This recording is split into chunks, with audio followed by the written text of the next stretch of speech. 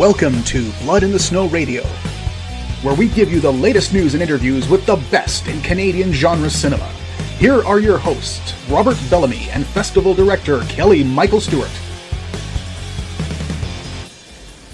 And Bits Radio is back on the air. I am co-host Rob Bellamy. Kelly had to do festival directory stuff, so kind of slipped out the door. But we are here with the people from the film Sanctorum. And the logline here goes, Deacon, former mechanic engineer, secretly builds an advanced robot designed to hunt the malevolent forces threatening humans. I love that setup. I'll get you guys to introduce yourselves and your role in the project, please. Yeah. So I am Prasanna Paul. I'm the director, writer, and producer. Also the VFX artist in Sanctorum. Perfect. Yeah, and I'm Gavin Downes, producer and lead actor in the film. Perfect. Yeah. So where did this idea come from? I have an engineering background. I did engineering, and my brother is a mechatronics engineer, right? So, and I grew up with, we got Terminator, all those, the 80s, grungy robot movies, and I'm a big fan of it. And again, I'm a big fan of sci-fi. So, I came with the story, and I love the post-apocalyptic settings. So, we said, okay, why don't we put this together? And this movie started as a feature film. And we said, okay, why don't we do a short that can sort of showcase what this could be, right? And we started writing. We did actually do a shoot in 2016. Okay. But at the time, VFX-wise, budget-wise, I just didn't have the capacity to execute it. So we did a lot of testing, experimenting, and then, life got in the way. It got put back. Yep. Then we finally shot this movie in 2020. And it took me like 4 years to do the VFX and get it to where it is. Yeah, there is a little bit of visual effects in this, isn't there? Yes. Yeah. That robot design, where did that come from? Because I had a very real steel kind of vibe. Right. From that. Right. I played mech war growing up. So I'm always fascinated by that. And so initial sketches, we started from there. Okay. And look, at the time, I am no 3D artist. So it's either I hire someone where if you just don't have the budget for, or I learn it. Yeah. And that's what I did, Independent film. Yeah, yes. Yeah. Piece by piece, I started modeling stuff, got frustrated, threw my computer, came back to it. The learning curve. Yeah, then I built it finally. It took me 6 months, 7 months to build it. Then I was like, this thing's not moving. We had to animate it. Then I found out to animate it, you got to rig it this different way. So I'm like, okay, let me take it apart and put it back together. See, you went farther than I. I've started out on that Adobe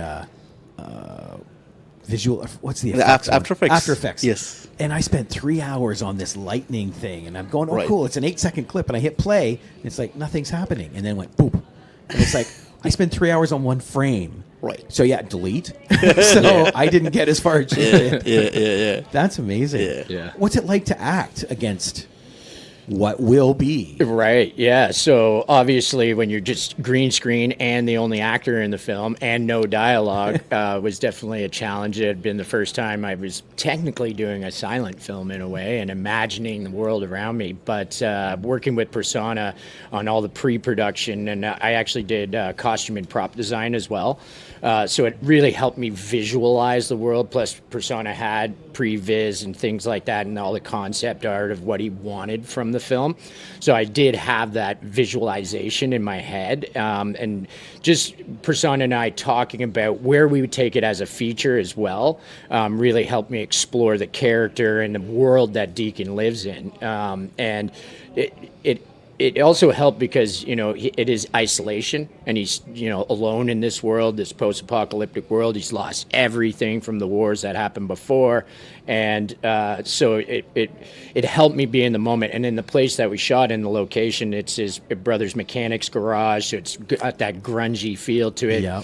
We had some great prop pieces. In fact, our production designer, the practical stuff that's in there is all like retro technology and stuff, so it enhanced that feeling. And then the weapons room was the paint booth for the cars, so it has that futuristic look to it as it is.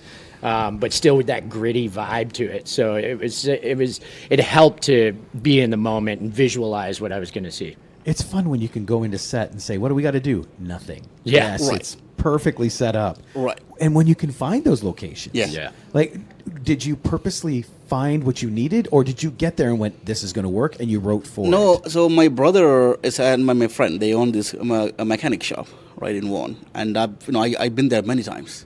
There's one time, he I was already getting up there. I was getting my car fixed, and then I was just sitting there for like 6 hours. Then I was thinking about Sanctorum, and I said, this look good. We can use this as a background.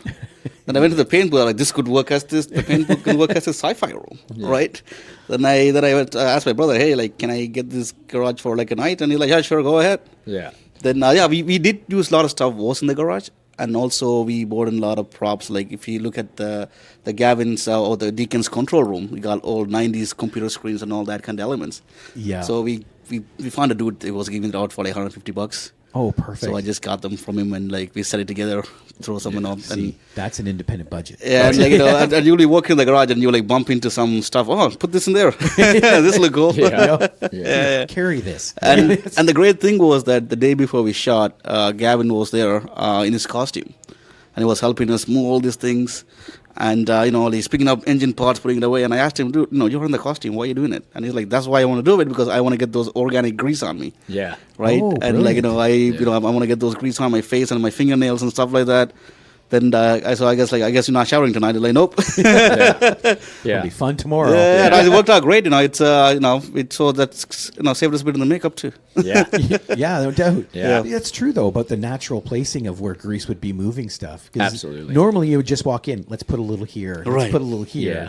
But this would be more of an organic feel. Yeah, I wanted it to feel like, this is a world that he lives in. And, I'm sure showering is not high on his priority list when he's not really seeing anybody. Yeah. So he just pretty much lives in the grime and the filth and, working around the clock to get his creations up and running. So. Well, and not only that, too, like if you're moving engine parts, you're always going to hold them a certain way. So certain parts of your clothing will be Absolutely. more war than others. Yeah. Yeah, that's... Yeah. I got to be honest, I wouldn't have thought of that setting up. Right. So that was nice. Yeah, like he showed up, and my biggest concern was like we were shooting in 24 hours, and what if we get hurt? Yeah. and he was up for it, and it looked great. It turned out great. Yeah. Plus, if I got hurt, it just would have added to the character. A little bit of a limp or something. Yeah, we ride with the wheelchair on. Yeah, I'm now in a wheelchair. Get ready to get in this mech. Yeah. And actually, we had one shot that was an exterior establishing shot where he's scavenging for parts and stuff. And that actually we shot weeks later. Prasanna called me up and said, I've got this amazing spot down near the waterfront I want to shoot. There's an old burnt out camper down there and stuff. And we're just going to shoot as an establishing shot. I said, wait. I was like, how about I come along and we shoot some stuff with Deacon scavenging and stuff? And Prasanna's like, well, okay, we'll see if we can fit it in. And then I showed up with a whole new costume and more elements added and stuff, and it turned out really great. Yeah, it's turned out one of the my favorite shots in the movie. Yeah. It's those nice little surprises, though. Oh yeah. And like, honestly, that's the fun of independent film.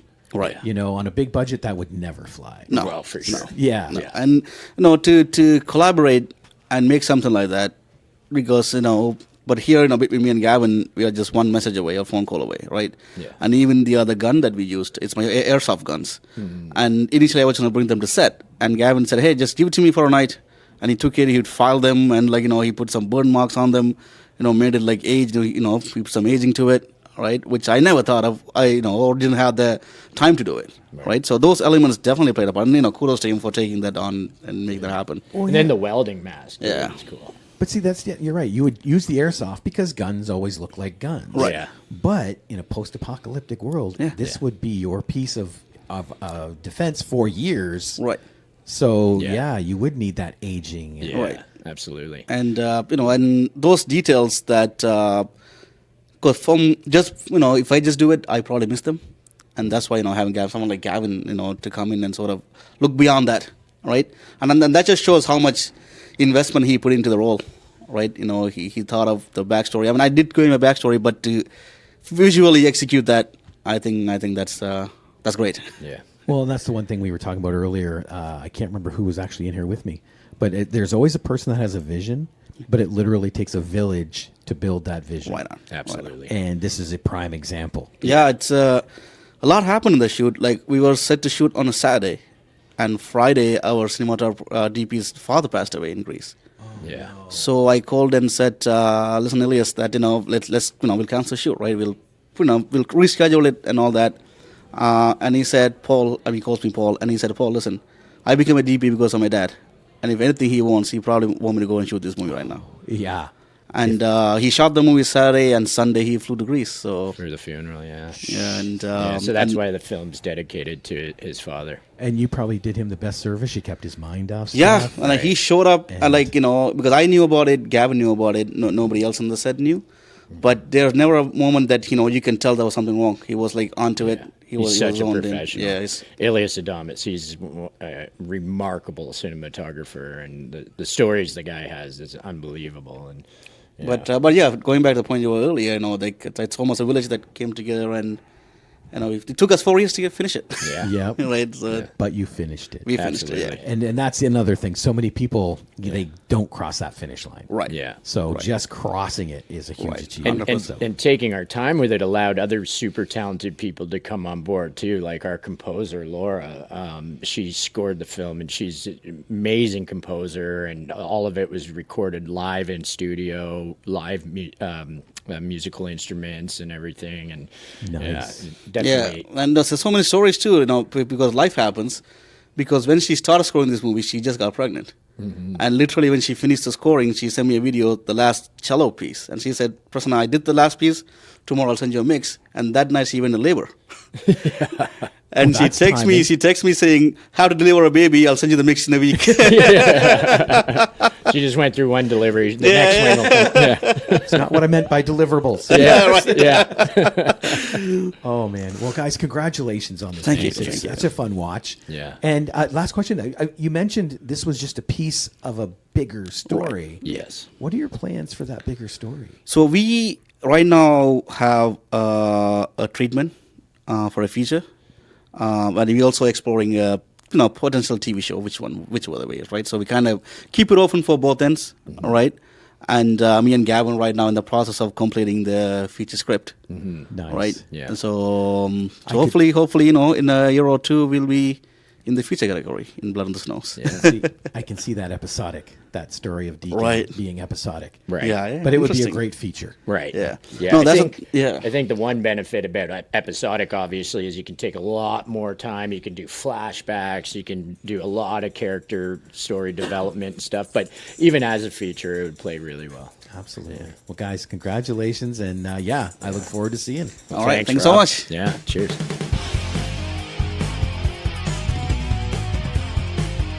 Join us next time for Blood in the Snow Radio.